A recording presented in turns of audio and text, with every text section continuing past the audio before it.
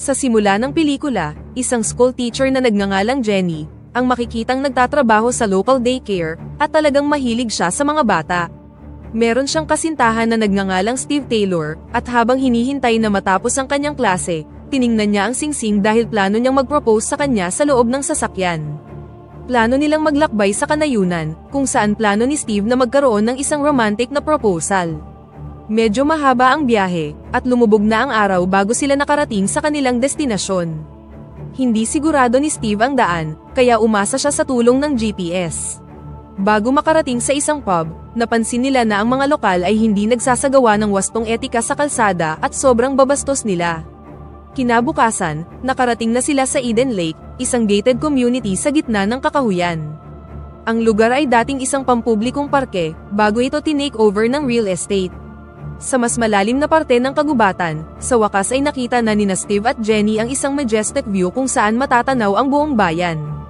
Pagkatapos ay kinuha na nila ang kanilang mga bag upang maghanap ng lugar kung saan sila makakapag-chill.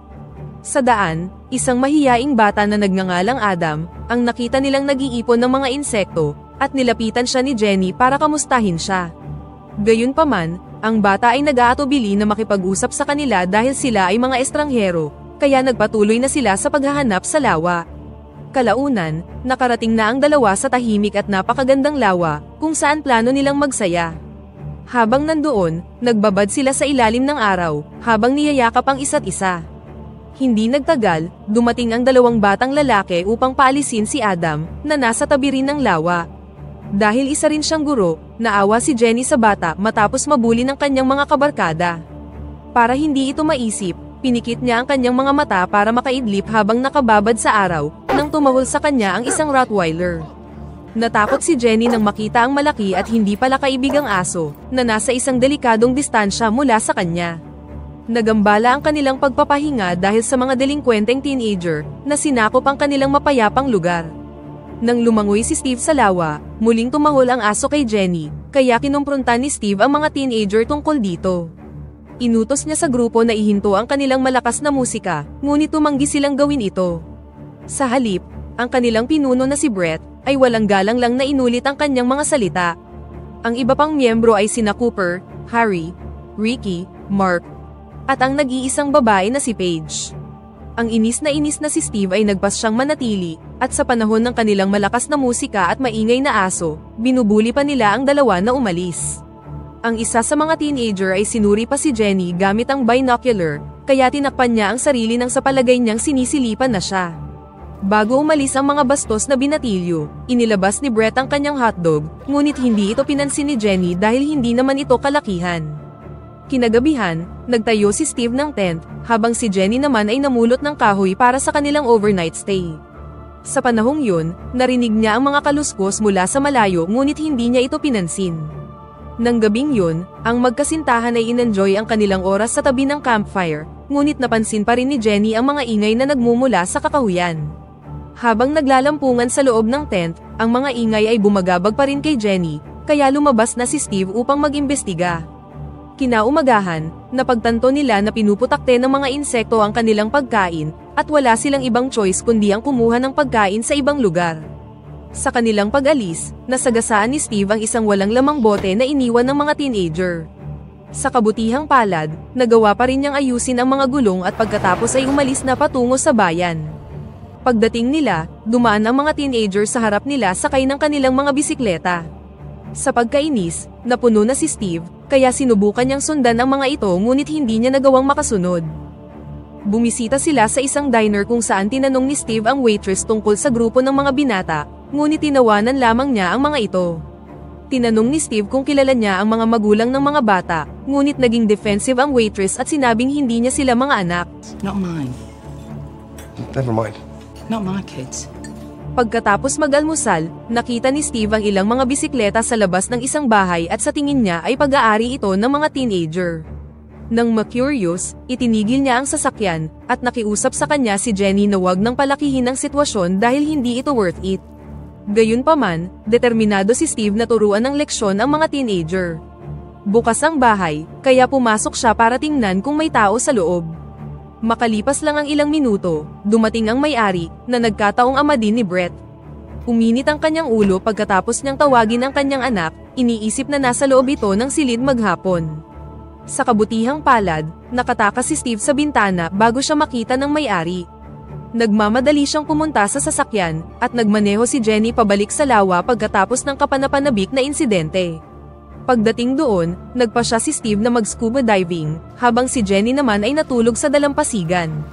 Nang makabalik si Steve at nang makahanap ng tamang oras para mag-propose kay Jenny, na-realize nilang nawawala ang kanilang bag na naglalaman ng kanilang telepono, wallet, at susi ng kotse. Nagmamadali silang tumakbo papunta sa sasakyan at nalaman nilang wala na ito. Nang wala ng ibang choice, nagpa siya ang magkasintahan na bumalik sa bayan on foot. Ilang sandali pa, iniwasan nilang mabangga ng kanilang sasakyan, habang walang pakundangan itong minamaneho ng mga teenagers sa kakahuyan. Tumigil saglit si Brett para lang inisin sila, na labis namang ikinagalit ng magkasintahan. Kinagabihan, nakita nila ang grupo sa tabi ng apoy, na hindi pinangangasiwaan ng sinumang matanda. Lumapit si Steve upang iutos na ibalik ang kanilang mga ari-arian, ngunit iginiit nila na wala silang alam tungkol dito. Sa sandaling yun, narinig ni Steve ang kanyang ringtone, at dahil dito, hindi na niya napigilan ang sarili. Inatake niya si Brett, ngunit ang iba pang miyembro na may hawak na kutsilyo ay pinagtulungan siya. Sa panahon ng kaguluhan, aksidenteng napatay ni Steve ang aso ni Brett. You stalked my dog. Oh, come on, let's go. It was an accident. Ihinagis ni Brett ang mga susi, at nagpatuloy sa pagdadalamhati sa pagkamatay ng kanyang aso. Agad na kinuha ni Jenny ang susi, at tumakbo sila papunta sa sasakyan. Nagpa siya ang grupo na sundan sila at batuhin ang sasakyan, na huminto dahil sa isang slope. Lumapit ang grupo sa sasakyan para atakihin ang magkasintahan, kung saan sinira nila ang mga ilaw at bintana, ngunit nagawang makapag-drive ni Steve palayo. Dahil sa dilim at hindi malinaw na daan, naging sanhi ito para makabangga ang sasakyan sa isang tumpok ng mga kahoy. Natrap si Steve dahil sa isang sanga, kaya sinubukan ni Jenny na tulungan siya, ngunit hindi niya ito maigalaw. Dahil sa mga sugat at pagkakaipit ni Steve, napilitan si Jenny na tumakbo para humingi ng tulong. Nang marinig ang grupo, mabilis siyang nagtago at doon nagpalipas ng gabi. Samantala, nagawang matrap ni Brett si Steve at pinilit ang sarili sa loob ng sasakyan sa pamamagitan ng pagbasag sa bintana. Sa pagsikat ng araw, nakita ni Jenny ang sapatos ni Steve, at naghinala na nasa panganib siya. Labis siyang nag-alala sa kanyang kasintahan, kaya sinundan niya ang mga bakas at nakita siyang nakatali sa isang kahoy gamit ang barbed wire, duguan at sugatan. Labis na nagpanik si Jenny dahil matagal pa bago makarating ang tulong, at sobrang hina din ng signal sa lugar. Nakiusap si Steve sa mga teenager na palayain na siya, ngunit desidido si Brett na maghiganti para sa kanyang aso. Sinubukan ni Harry na pakalmahin si Brett at hikayatin siyang palayain na si Steve, ngunit nakatanggap lamang siya ng sermon mula sa kanilang pinuno. Inutos ni Brett na lagyan ng hiwa ang buong katawan ni Steve, habang si Paige naman ay idinokumento ang kanilang pag-torture.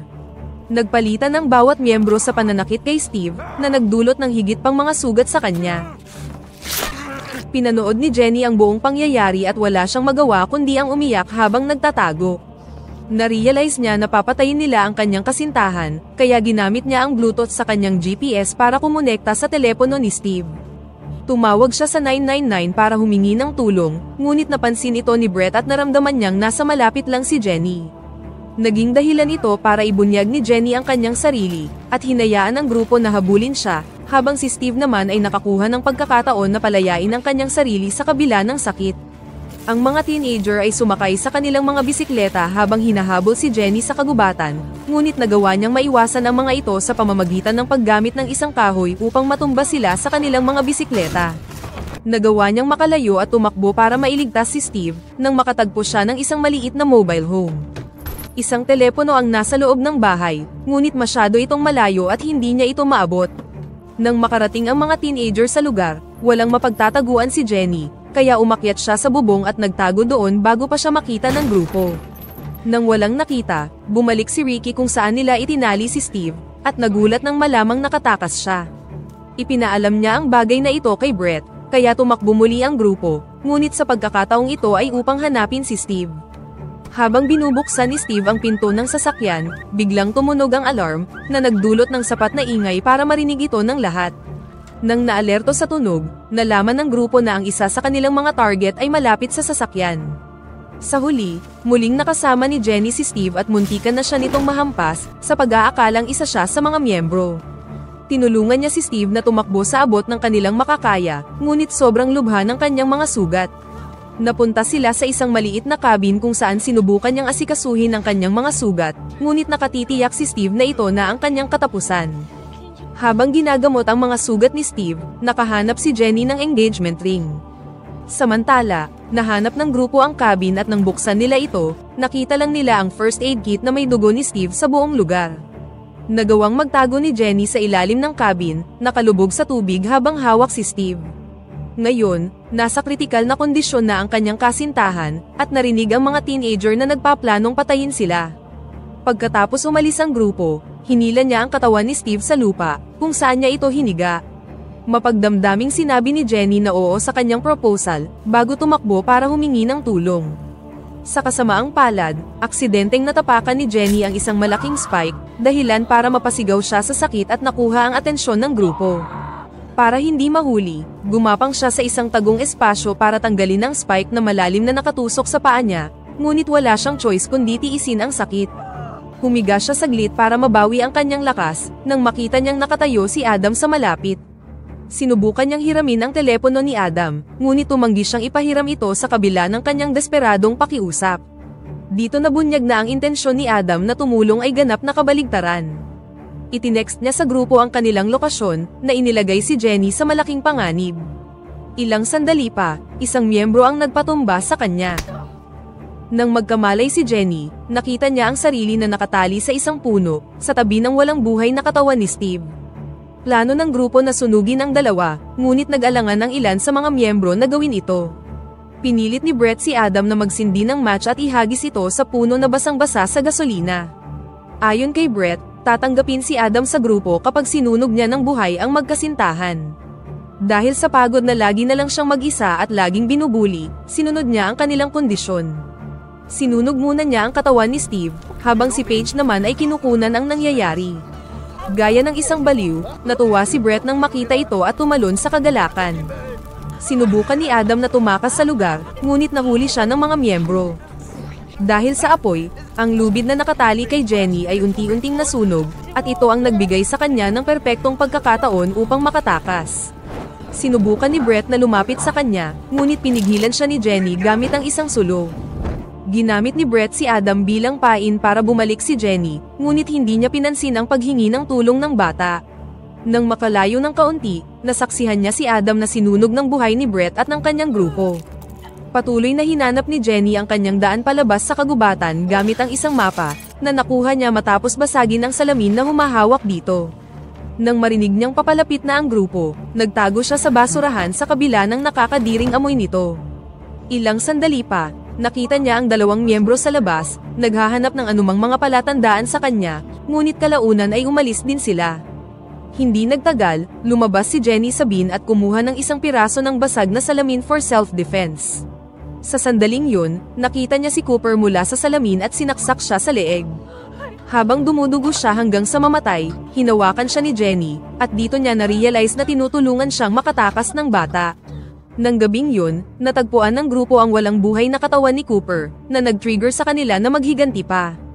Ang eksenang ito ay mas lalong nagpagalit kay Brett, habang si Harry naman ay umiyak sa tabi ng kanilang yumaong kaibigan at sinisi ang kanilang pinuno sa lahat ng nangyari.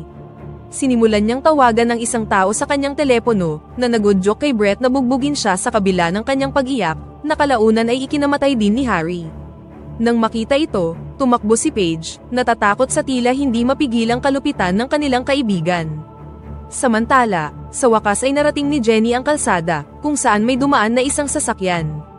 Huminto siya sa gitna at nagmakaawa sa driver na papasukin siya, kaya pinapasok siya nito. Dito nalaman ni Jenny na ang driver ay kapatid pala ni Ricky, ang isa sa mga miyembro ng grupo ni Brett.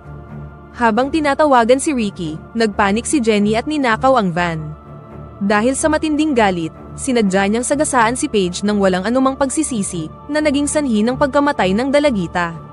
Upang maiwasang makabangga sa isa pang sasakyan, lumiko siya at nauwi ito sa pagbangga ng van sa isang bakod na merong backyard party, at bumagsak pagkatapos humingi ng tulong. Makalipas ang ilang minuto, Nagkamalay si Jenny at nakita ang sarili na napapalibutan ng ilang mga estranghero na nag-aasikaso sa kanya. Matapos makita ang ilang mga larawan sa dingding, na-realize niya na nasa bahay siya ng binatang si Brett. Sa kasamaang palad, ang mga tao sa silid ay ang mga magulang din ng mga miyembro ng grupo, na siyang gumawa ng masama sa kanya at kay Steve. Upang makatakas sa kanilang mga kamay, pumunta si Jenny sa banyo pagkatapos magkunwaring masama ang kanyang pakiramdam. Samantala, nagkakagulo sa labas matapos makilala ng mga magulang ang van na naibangga ni Jenny. Kung sakali mang may masamang mangyari, kinuha ni Jenny ang isang razor bilang proteksyon, habang ang ama naman ni Brett ay pinipilit siya na buksan ang pinto. Hindi niya ito pinakinggan at tumayo lang sa loob, dahilan para sipain ng isa sa mga magulang ang pinto. Sa mga oras na yun, nakita ni Jenny si Brett sa labas, bago siya inatake ng isa sa mga magulang. Nakumbinsi ng mga bata ang kanilang mga magulang na sina Jenny at Steve ang may pananagutan sa pagkamatay ng ilan sa kanilang miyembro. Nakiusap si Jenny na tumawag sila ng pulis, ngunit plano nilang pagbayarin siya sa lahat ng nangyari. Inutusan ng ama si Brett na umakyat sa itaas at sinabing sila na ang bahala kay Jenny, na ngayon ay nagmamakaawa na para sa kanyang buhay. Dito na na-realize ni Jenny na ang mga magulang ng grupo ay kasing sama ng kanilang mga anak, at gagawin nila ang lahat para hindi sila makulong. Kinaladkad si Jenny palabas ng banyo ng mga magulang, habang si Brett naman ay isinara ang kanyang silid upang hindi niya marinig ang kanilang mga pagsigaw. Ngumiti siya sa sarili sa salamin bago isinuot ang sunglasses ni Steve. Pagkatapos ay nagpatuloy siya sa pagde-delete ng mga footage mula sa telepono ni Paige upang alisin ang anumang ebidensya. Ang dapat sana ay isang masayang paglalakbay ay nauwi sa isang trahedya, dahil hindi man lang nasimulan ng magkasintahan ang kanilang paglalakbay tungo sa buhay kasal, at dito na nagtatapos ang pelikula. Pakipindot naman ang like button kung nagustuhan mo ang pelikula, at kung hindi naman, pindutin mo ng 2 beses ang dislike button para lang makasiguro.